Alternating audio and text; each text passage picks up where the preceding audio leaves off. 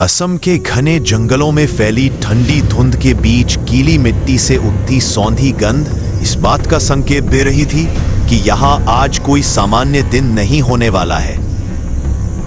दूर से मुगल सेना के घोड़ों की भारी टापों की आवाज और लोहे के कवचों की टकराहट धीरे धीरे इस शांत जंगल की खामोशी को तोड़ रही थी।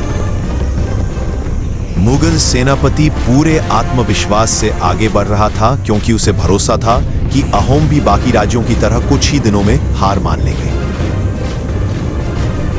लेकिन दूसरी ओर अहोम के योद्धा पूरी तैयारी के साथ हर रास्ते पर नजर टिकाए खड़े थे और उनकी आंखों में डर नहीं बल्कि दृढ़ निश्चय साफ दिख रहा था।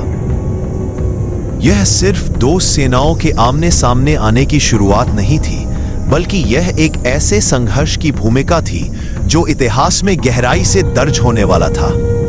मुगलों के लिए यह इलाका नया और अनजान था, लेकिन उनका अहंकार उन्हें सावधानी बरतने से रोक रहा था। मुगल सेना ने ब्रह्मपुत्र नदी के किनारे विशाल शिविर लगाया, जहां उनके झंडे और हथियार दूर से ही उनकी शक्ति का प्रदर्शन कर रहे थे। उनकी योजना साफ और सीधी थी, जिसमें अधिक सैनिकों की ताकत से तेजी से हमला कर इलाके पर कब्जा जमाना शामिल था। अहोम ने समझ लिया था कि खुले मैदान में लड़ना उनके लिए नुकसानदेह होगा, इसलिए उन्होंने जंगल के भीतर की जमीन को ही रणभूमि बनाया। उन्होंने रास्तों को जानबूझकर संकरा और उलझा हुआ रखा, ताकि मुगल सेना की गति धीमी हो जाए और उनका गठन बिगड़ जाए। हर मोड़ और हर पेड़ के पीछे छिपे अहोम योद्धा पूरी तरह सतर्क होकर दुश्मन की हर हरकत पर नजर रखे हुए थे। जैसे ही अचानक तीरों की बौछार मुगल सैनिकों पर गिरी, उनके आत्मविश्वास में पहली दरार दिखाई देने लगी। दूसरी बार मुगलों ने अपनी रणनीति बदली और बड़ी संख्या में घुड़सवार सैनिक भेजकर अहोम की रसद काटने का प्रयास किया। उनका उद्देश्य अहोम सेना को भूखा और कमजोर कर देना था, ताकि वे बिना लड़े ही थक जाए। लेकिन अहोम के गुप्तचर पहले से उनकी हर गतिविधि पर नजर रखे हुए थे और उन्होंने सारी जानकारी समय रहते पहुंचा दी। रात के अंधेरे में अचानक अहोम के योद्धाओं ने मुगल शिविर पर तेज हमला कर दिया, जिससे पूरे शिविर में अफरा तफरी मच गई। नींद में डूबे सैनिक संभल भी नहीं पाए और तलवारों की तेज आवाज चारों ओर गूंजने लगी। इस अप्रत्याशित हमले ने मुगल सेना के मन में डर की गहरी छाप छोड़ दी। दूसरी हार ने उन्हें यह एहसास करा दिया कि अहोम साधारण दुश्मन नहीं है। तीसरे आक्रमण में मुगलों ने नदी के रास्ते से हमला करने का फैसला किया और बड़ी संख्या में नौकाएं तैयार करवाईं। उन्हें लगा कि पानी के रास्ते से आने वाला हमला अहोम के लिए चौंकाने वाला होगा और वे संभल नहीं पाएंगे। लेकिन अहोम की छोटी छोटी नावें पहले से ही नदी में रणनीतिक रूप से फैली हुई थीं और हर दिशा पर नजर रखे हुए थीं। जैसे ही मुगल नौकाएं आगे बढ़ीं, अहोम की नौकाओं ने उन्हें चारों ओर से घेर लिया। बीच नदी में हथियारों से ज्यादा रणनीति और तालमेल ने अपनी भूमिका निभाई।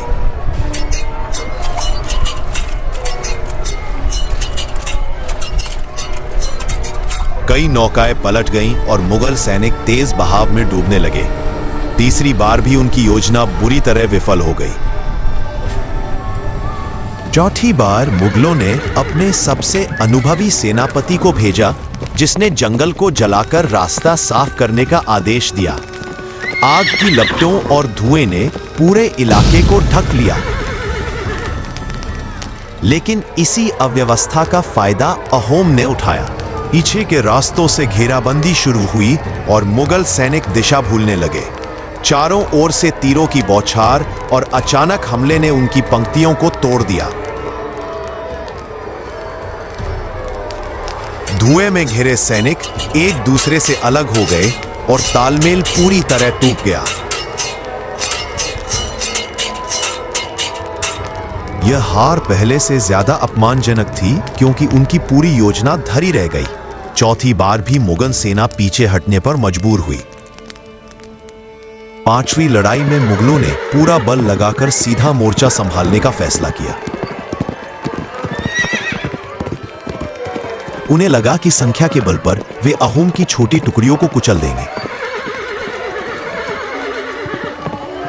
लेकिन अहोम ने अपनी सेना को 3 हिस्सों में बांटकर एक सुनियोजित जाल तैयार किया। बीच में फंसाकर दोनों ओर से तेज हमला किया गया, जिससे मुगल सैनिक घबरा गए। घोड़े आपस में उलझने लगे और सैनिकों की कतारें बिखर गईं।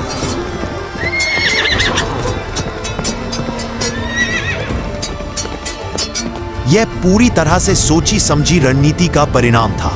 5वीं बार भी मुगलों को पराजय का सामना करना पड़ा।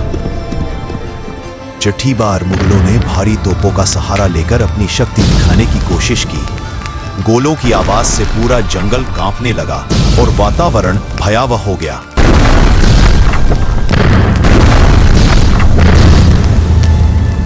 लेकिन अहोम ने पहले से मजबूत खाइयां और मिट्टी की दीवारें तैयार कर रखी थीं। अधिकतर गोले इन दीवारों पर आकर बेअसर हो गए।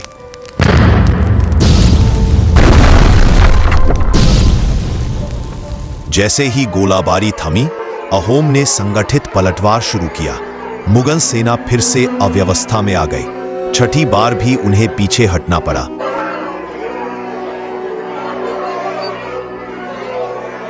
सातवीं बार मुगलों ने सख्त अनुशासन और लंबी पंक्ति बनाकर आगे बढ़ना शुरू किया। लेकिन जंगल की संकरी पगडंडियों में यह अनुशासन उनकी कमजोरी बन गया। अहोम ने उनकी धीमी गति का पूरा फायदा उठाया। हर मोड़ पर अचानक हमला होता रहा और सैनिक संभल नहीं पाए। थकान और डर ने उनकी ताकत कम कर दी। पंक्तियां टूटने लगीं और समन्वय खत्म हो गया। 7वीं हार ने उनका मनोबल और गिरा दिया। 8वीं बार मुगलों ने स्थानीय मार्गदर्शकों की मदद ली ताकि जंगल में रास्ता न भूले। लेकिन इन मार्गदर्शकों की वफादारी पहले ही अहोम के साथ थी। जानबूझकर उन्हें गलत रास्तों पर ले जाया गया। दलदली इलाकों में उनके कदम धंसते चले गए और गति रुक गई।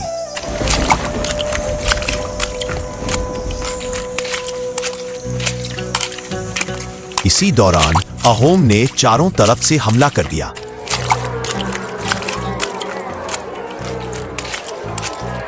भारी नुकसान के कारण उन्हें पीछे हटना पड़ा। 8वीं बार भी उनकी योजना विफल हुई। 9वीं बार मुगलों ने पूरे दिन लगातार युद्ध लड़ने का फैसला किया। सुबह से शाम तक तलवारें और भाले टकराते रहे।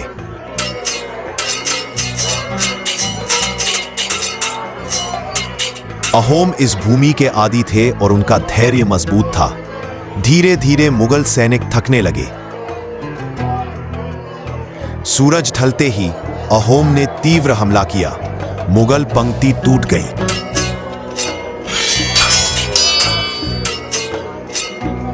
नौवीं हार फिर दर्ज हुई। 10वीं बार मुगलों ने अधिक राशन और रसद भेजकर अपनी सेना को मजबूत करना चाहा, लेकिन अहोम ने उनकी रसद मार्ग पर हमला कर सब रोक दिया। भूखी और थकी सेना लड़ाई जारी नहीं रख सकी। शिविर में डर और अफवाह फैलने लगी। मुगल सेनापति ने पीछे हटने का आदेश दिया। अहोम की जीत सुनिश्चित हो गई। 10वीं बार भी मुगल पराजित हुए। 11वीं बार मुगलों ने भारी कवच और मजबूत हथियारों पर भरोसा किया, लेकिन यही भारी कवच उनके लिए बोझ साबित हुआ। अहोम के हल्के और तेज योद्धा फुर्ती से वार करते रहे। गति और तालमेल ने खेल पलट दिया। मुगल सैनिक घिर गए, उनकी पंक्तियां बिखर गईं। 11वीं हार हुई। 12वीं बार मुगलों ने रात में अचानक हमला किया। उन्हें लगा कि अहोम सो रहे होंगे।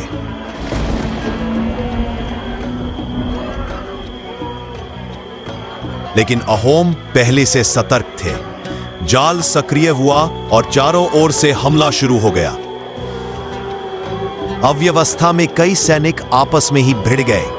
मजबूरन उन्हें पीछे हटना पड़ा। 12वीं हार दर्ज हुई। 13वीं बार विशाल सेना मैदान में उतारी गई,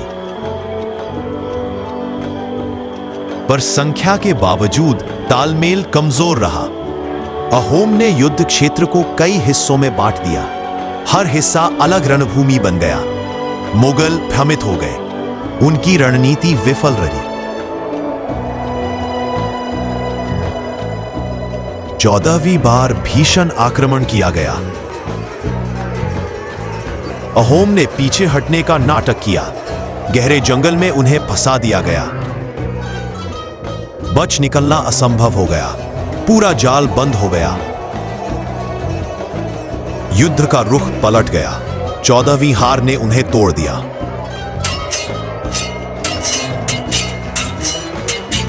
इस तरह से 17वीं बार अंतिम और निर्णायक संघर्ष हुआ।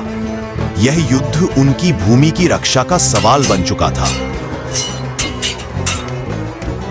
लचित बोरफुकन ने मोर्चा संभाला।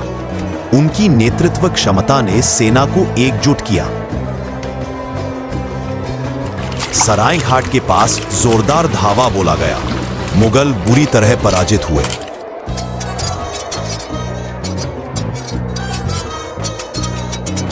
नदी का पानी युद्ध की भयावहता का गवाह बना। नौकाएं पलटी और सैनिक बिखर गए।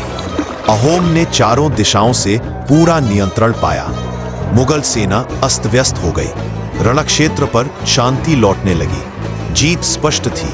इतिहास ने करवट ली।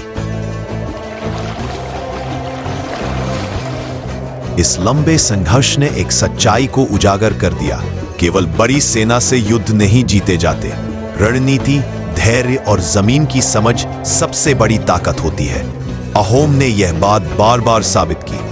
मुगलों को अपनी गलतियों का एहसास हुआ। यह हार सिर्फ पराजय नहीं बल्कि एक सबक थी, जो इतिहास में हमेशा याद रखी जाएगी।